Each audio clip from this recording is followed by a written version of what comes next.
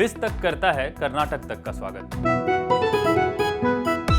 नमस्कार, मैं हूं तन्वी सिन्हा और आप देख रहे हैं बिस तक। भारत में क्रिप्टो करेंसी के नियम को लेकर असमंजस की स्थिति बनी हुई है।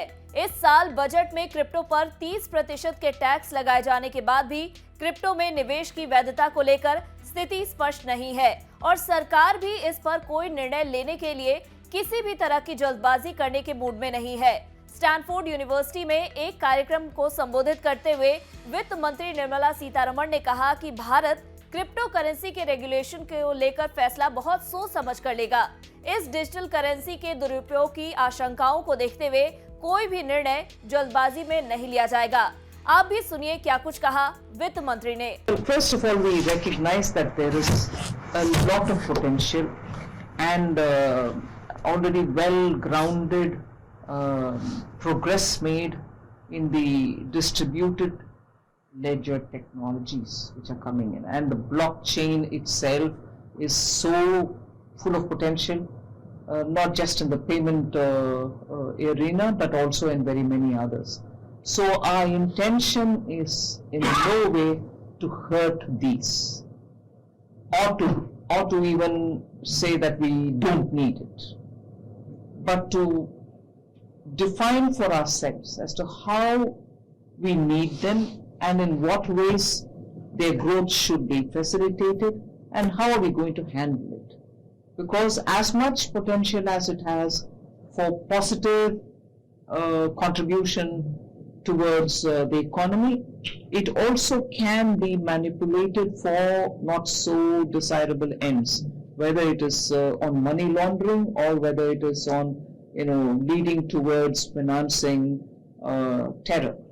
So these are some of the concerns not just India but many countries of the world have, and they are also discussed in global multilateral platforms, in meetings that the World Bank holds or in the meetings that IMF holds.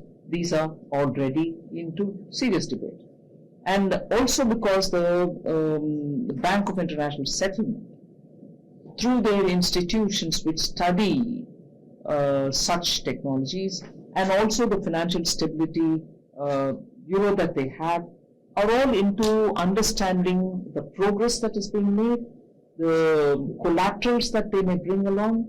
If there is impatience outside in the world saying, what are you doing about crypto? I can understand the impatience, but I'm sorry, that's how it is going to be. It'll have to take its time for all of us to be sure that at least with the given available information, we are taking a discerned decision. It can't be rushed through. तो सुना आपने, वित्त मंत्री ने कहा कि crypto currency को लेकर कोई भी उचित निर्णय में अभी वक्त लगेगा, यानी जब तक सरकार कोई फैसला नहीं ले लेती यूं ही संशय की स्थिति बनी रहेगी। हालांकि वित्त मंत्री ने स्पष्ट किया कि सरकार ब्लॉकचेन से जुड़ी तकनीक में इनोवेशन और उसे आगे बढ़ाने को लेकर पूरी तरह से तैयार है। बता दें, भारतीय रिजर्व बैंक भी सेंट्रल बैंक डिजिटल करेंसी यानी CBDC लॉन्च करने की योजना बना रही है। इसकी घोषणा वित्त मंत्री ने अपने बजट भाषण में की थी। RBI वित्त वर्ष 2022-23 में डिजिटल रुपया जारी करेगा। हालांकि अभी केंद्रीय बैंक ने डिजिटल रुपया जारी करने को लेकर कोई आधिकारिक तारीख का ऐलान नहीं किया है। वहीं RBI के डिप्टी गवर्नर T रविशंकर ने इसी महीने की शुरुआत में कहा था कि भारत में क्रिप्टो करेंसी को लागू करने से पहले काफी गहन सोच की आवश्यकता है, क्योंकि इकोनॉमी और मॉनेटरी पॉलिसी पर यह कई तरह के प्रभाव डालेगी। उन्होंने कहा कि इसके लिए जरूरी सीख दुनिया के अनुभव से नहीं बल्कि हमारे खुद के अनुभव से हमें प्राप्त होगी। चलिए अब एक बार नजर डालते हैं आज के क्रिप्टो बाजार पर। रात 9 बजे तक के आंकड़ों के अनुसार बिटकॉइन 2.7% उठकर 32,28,770 पर ट्रेंड कर रहा था। इथेरियम 1.8% चढ़कर 2,36,500 पर कारोबार कर रहा था। वहीं डॉजकॉइन, टीथर और सोलाना लाल निशान पर कारोबार कर रहे थे।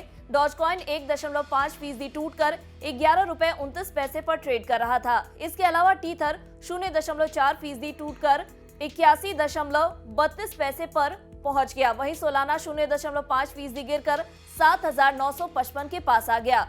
तो ऐसे ही क्रिप्टो करेंसी से जुड़ी लेटेस्ट अपडेट के लिए आप बने रहे हमारे साथ और देखते रहे बिस तक। धन्यवाद।